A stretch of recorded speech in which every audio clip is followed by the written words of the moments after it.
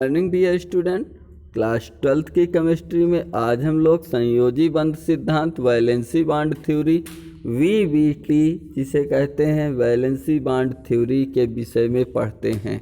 तो valency bond theory, इस सिद्धांत का प्रतिपादन सन 1930 में लिनियस पॉलिंग ने किया था। लिनियस पॉलिंग नामक साइंटिस्ट ने 1930 में किया था। इस सिद्धांत में उपसहसंयोजी यौगिकों की संरचना को संयोजी इलेक्ट्रॉनों तथा उनके संकरण के आधार पर समझा गया था, समझने का प्रयास किया गया था। इस सिद्धांत को उपसहसंयोजी यौगिकों की संरचना को संयोजी इलेक्ट्रॉनों तथा उसके संकरण, किस प्रकार से वे संकरित होकर के नए समान ऊर्जा के परमाणु कक्षक देते हैं, तो इससे संबंधित बातों से किया गया था। इस सिद्धांत के मुख्य बिंदु निम्न प्रकार हैं। पहला पॉइंट था संयोजी बंध सिद्धांत का, केंद्रीय धातु परमाणु अपनी समन्वय संख्या के बराबर खाली संकरित कक्षक उपलब्ध कराता है। केंद्रीय धातु परमाणु अपनी जितनी उसकी उपसह संयोजन संख्या या समन्वय संख्या होती है उसके बराबर संकरित खाली संकरित कक्षक उपलब्ध कराता है, जो लिगैंड के साथ उपसहसंयोजी बंध बनाते हैं। उपसहसंयोजी बंध के बनने में संकरित कक्षक लिगैंड से इलेक्ट्रॉन युग्म ग्रहण करते हैं, इलेक्ट्रॉन का जोड़ा ग्रहण करते हैं।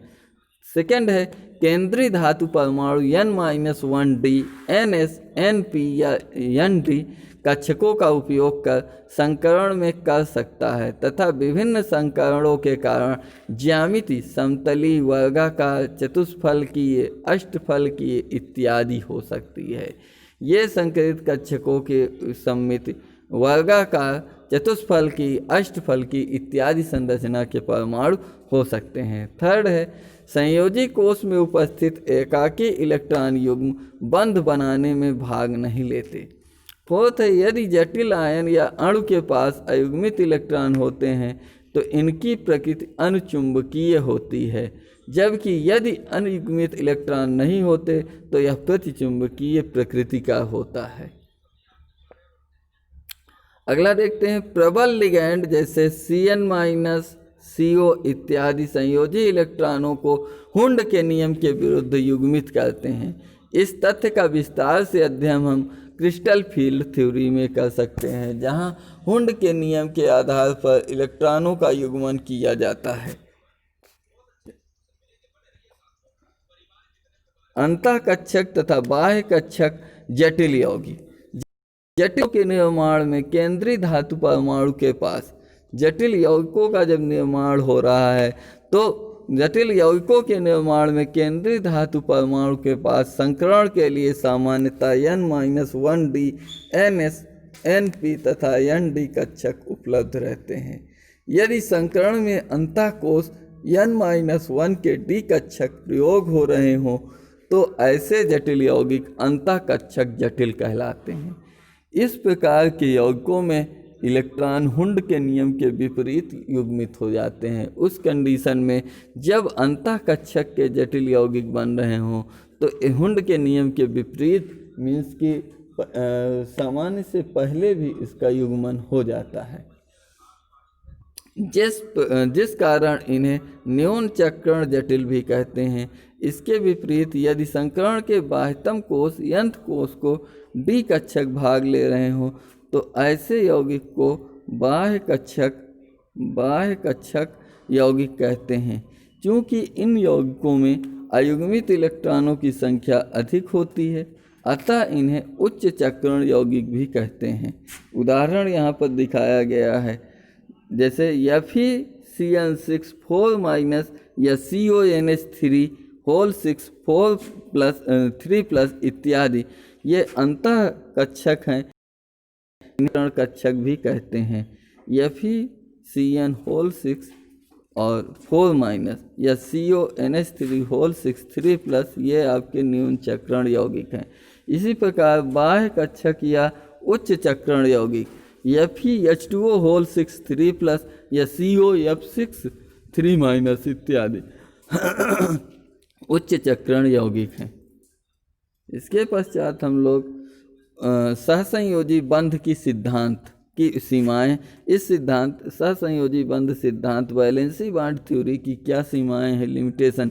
यद्यपि सहसंयोजी बंध सिद्धांत विभिन्न संकुल यौगिकों के बनने, उनकी संरचना, उनके चुंबकीय गुणों की व्याख्या करने में सफल रहा, फिर भी इसमें कुछ कमियां रहीं। उदाहरण यहाँ पर दिया गया है। युग्मित इलेक्ट्रॉनों के बीच बल, संकर यौगिकों का स्थायित्व एवं इनका रंग इत्यादि की व्याख्या यह सिद्धांत नहीं कर सका।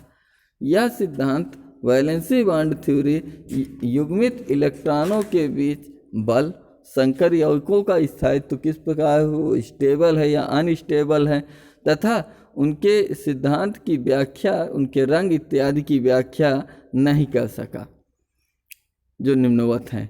इस सिद्धांत की कोई परिकल्पनाएं त्रुटिपूर्ण हैं।